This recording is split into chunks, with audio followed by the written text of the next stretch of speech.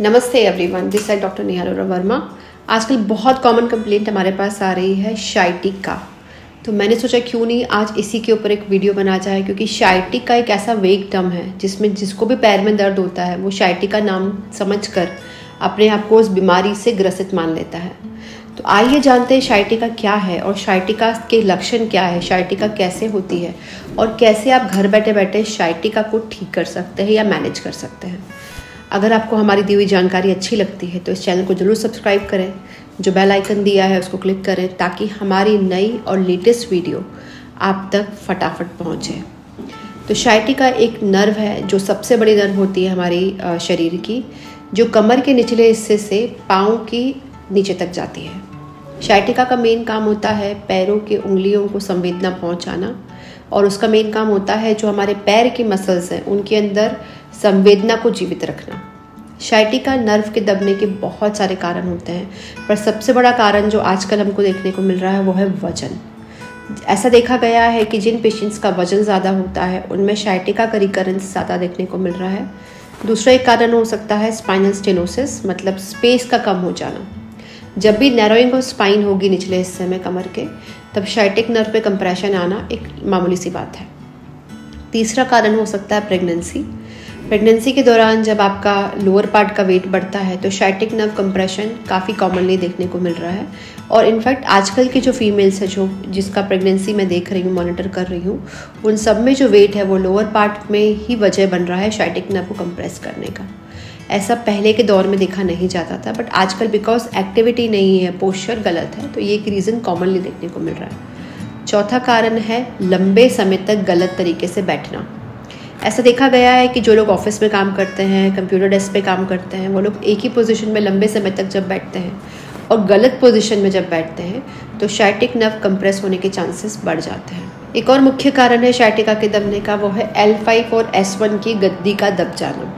गद्दी के दबने के बहुत सारे कारण हो सकते हैं, जैसे मसल्स का तनाव या गलत तरीके से वजन का उठाना या मसल्स में स्ट्रेन आना।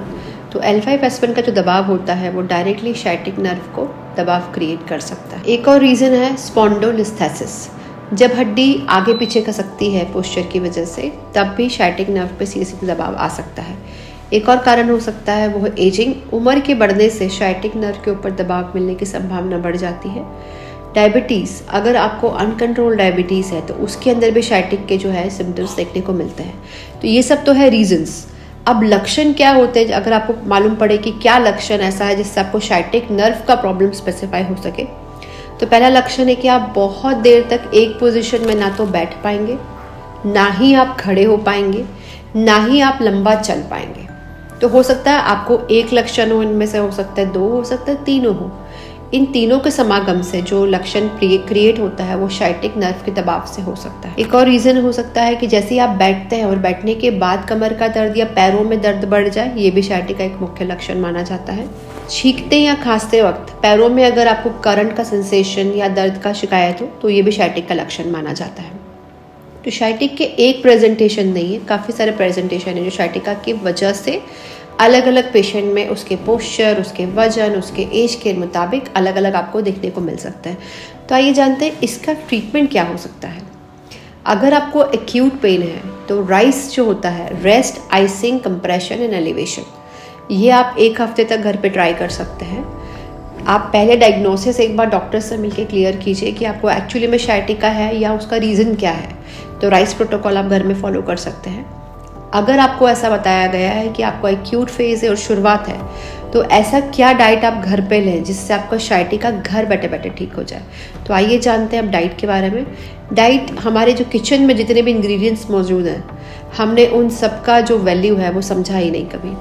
हम अपने किचन से ही नसों से होने वाली कई प्रकार की समस्याओं से निजात पा सकते हैं।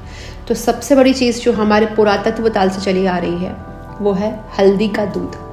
हम सबको पता है कि हल्दी एंटी इन्फ्लेमेटरी होती है। आजकल वो टर्मरिक लाटे के नाम से बेची जाती है बड़े बड़े कैफ़े शॉप्स पे, पर वो और कुछ नहीं है, हल्दी का दूध है जो हमारे बड़े बुजुर्ग कहते थे कि आपको लेना चाहिए। हल्दी हर व्यक्ति को सूट नहीं करती है, पर अगर आपको सूट करती हो और उसमें आप रात में या दिन में एक बार उसका सेवन कर सकते हैं तो आपका पेन काफ़ी हद तक हल्दी के दूध से कम हो सकता है। दूसरी चीज़ है अदरक। अदरक भी जैसा मैंने आपको पहले बताया कि हर व्यक्ति को सूट नहीं करती है, वो आपको ट्राई और आजमा के एक बार देखना होगा कि अगर आपकी बॉडी में उसकी तासीर सूट हो रही है कि नहीं। पर अगर हो सकती है तो अदरक को पीस के, अदरक का 1 चम्मच जूस पानी में सुबह और 1 चम्मच शाम को ज़रूर सेवन करें आप। उससे भी आपका जो हीलिंग है वो बढ़ेगा, एंटीऑक्सीडेंट रिलीज होंगे और आपका सूजन कम हो जाएगा। तीसरी चीज़ जो आप ले सकते हैं वो है ग्रीन लीफी वेजिटेबल्स। जितने भी पत्तेदार सब्जियां हैं इनके अंदर विटामिन ए, विटामिन के, बहुत तरीके के एंटीऑक्सीडेंट्स और सेल रिपेयरिंग कैपेसिटीज़ होती हैं जो बॉडी के अंदर सूजन को भी कम करती है और साथ साथ में हीलिंग एंड रिपेयरिंग के लिए भी काम करती है। एक और चीज़ जो आपके डाइट में आप ऐड कर सकते हैं वो है फैटी ओमेगा 3। ओमेगा 3 के 2 ही सोर्सेस हैं, नट्स एंड फिश। तो अगर आप शाकाहारी हैं तो नट्स लीजिए, नट्स को भिगो के खाइए। ये ध्यान रखें कि डायरेक्टली आपको नट्स का सेवन नहीं करना है। और अगर आप फिश ले सकते हैं तो वो सबसे अच्छा सोर्स है। तो ये कुछ ऐसे नुस्खे हैं जो घर पे बैठ के आप ट्राई कर सकते हैं। बट मैं हमेशा ये कहती हूँ कि एक प्रॉपर जानकारी के साथ इन नुस्खों को जब अपनाया जाता है और एक प्रॉपर डॉक्टर के गाइडेंस में जब ये किया जाता है तो शाइटिका का प्रॉब्लम पहली चीज़ तो सर्जरी में तब्दील नहीं होगा। सेकेंडली, अगर वो शाइटिका बढ़ भी रहा है तो उसको रोका जा सकता है, भले ही वो स्टेज 1 पे हो चाहे वो स्टेज 2 पे हो। ऐसी बहुत सारी जानकारी हम आपके लिए लेके आते हैं। अगर आपको ये जानकारी पसंद आती हो तो चैनल को ज़रूर से सब्सक्राइब करें। अगर आपको या आपके किसी परिचित को शाइटिका का प्रॉब्लम हो गया है तो इस वीडियो को आप उन तक ज़रूर पहुंचाएं। साथ में अगर आप हमसे एक परामर्श चाहते हैं तो दिए हुए नंबर पर ज़रूर संपर्क करें ताकि हम लोग आपकी प्रॉब्लम का समाधान आपको घर बैठे दे पाएँ।